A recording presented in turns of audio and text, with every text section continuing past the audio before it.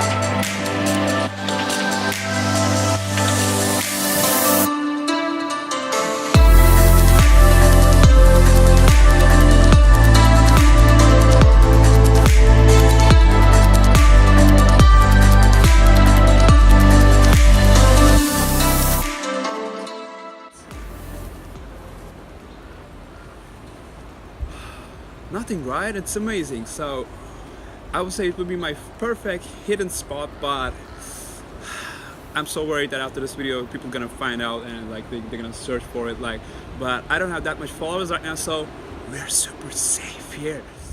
So as I told you guys earlier, today we're gonna talk about cameras, but specifically DSLRs. These principles that I'm gonna tell you about, you can apply any other cameras you will using, like iPhones and Androids or whatever you're using at, like so. But you know this feeling when you get your first camera, you expect that you're gonna finally get all these crisp images, perfect landscapes, amazing portraits, stunning videos and time lapses, but then you end up with this, or maybe this, especially this. So for those of you who didn't understand it, those were the pictures that I just took like a couple months ago in my first travel with this baby in my hand. But even you have this super awesome tool in your hand, if you don't know how to use it, you'll end up with disaster, disappointment. Trust me guys, but it's not your fault, buddy. It's not your fault. It's never gonna be your fault. So let's talk about how to get great shots. The first thing we have to think about, like if you're a beginner photographer, is exposure. It's definitely gonna take your photography game to the next level if you have like a perfectly exposed pictures, but of course it's not the only thing that's gonna like take your pictures to the next level. Like you have a lot more elements you have to think about, like storytelling or composition, or like, you know, like white balance or anything like this, but exposure by itself is gonna exactly help you out a lot. Exposure helps you to understand all the dynamics inside a camera, what's happening in this machine. So you know, like you're just clicking but you don't know what's happening in it. So let's talk about this. What are the elements of exposure? So I think for that I'm gonna bring this landscape next to me and I'm gonna have this exposure triangle for you guys. And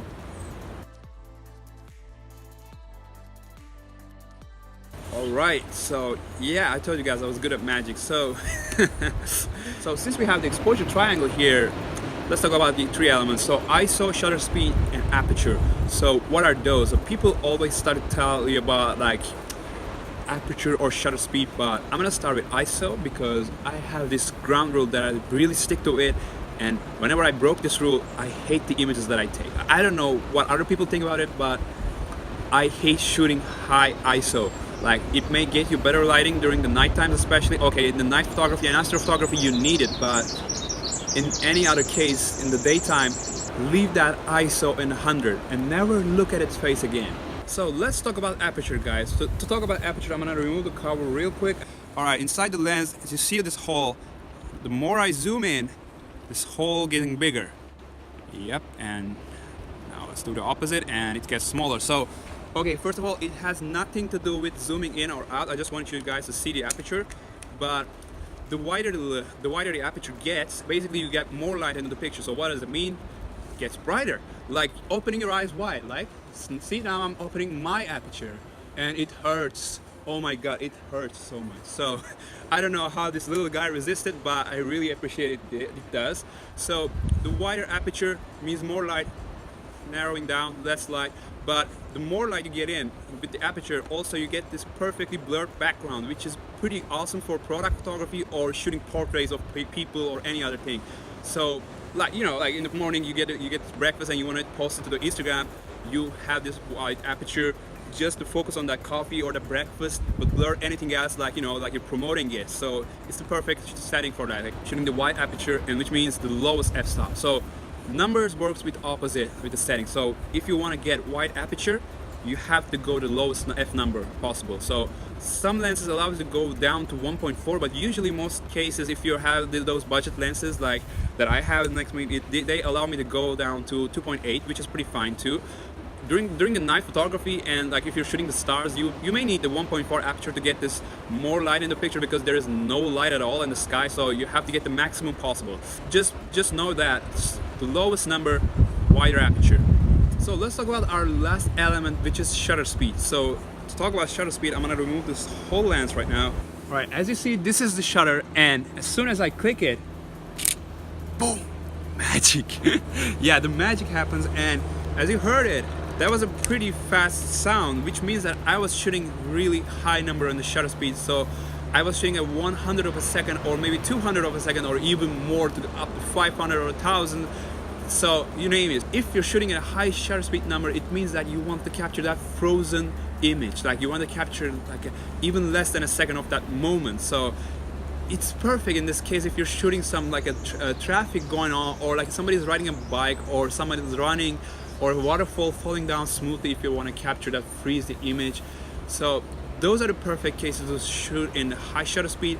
But you can also try new things out if you're shooting the low shutter speed. You don't have to have this crispy image. If you're an artist, if you're a creator, if you have this different composition in your mind, like imagine that I'm moving now. If you're shooting in the low shutter speed, like at 3 minutes, you're gonna capture all my movements during this 3 minutes. So that means that you're creating some different movements. I'm gonna look like a weirdo in that picture, but anyway, that will be a different composition. So you can always try something different out. So lower the number, which means in this case actually the number is higher because you're capturing the 10 seconds instead of 100 of a second. Okay, so I may made like a logical mistake in here in the numbers, but as I told you, I was really bad at numbers, but you will understand it like as soon as you dig deep in the camera settings. So if you're shooting 10-second shutter speed, that means that you're capturing the 10 second of that view.